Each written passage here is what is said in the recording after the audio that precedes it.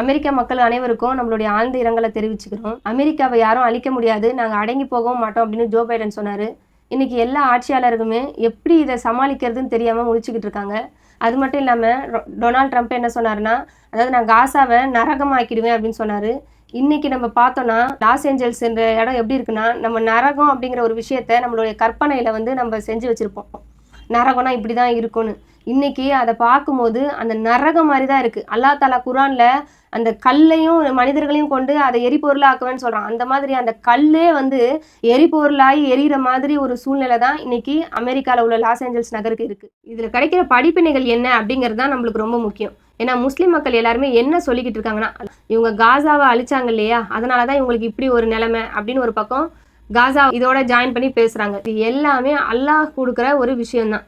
அல்லாஹ் தாலா தன்னுடைய திருமறையில் என்ன சொல்கிறான், எந்த ஒரு துன்பமும் அல்லாஹ்வின் அனுமதி கொண்டே நடைபெறுகிறதுன்னு சொல்கிறான். அப்போ இந்த துன்பம் அல்லாஹ் வரணும்னு வச்சுருக்கான். இதில் இருந்து வந்து மற்ற எல்லாருக்குமே படிப்பினைகள் இருக்குது. நம்ம என்ன நினச்சிக்கிட்டு இருக்கோம்னா, அமெரிக்கர்களுக்கு மட்டும்தான் படிப்பினை அப்படின்னு நினச்சிக்கிட்டு இருக்கோம். இல்லை, எல்லா மக்களுமே இதனால் படிப்பினை பெற்றே ஆகணும்.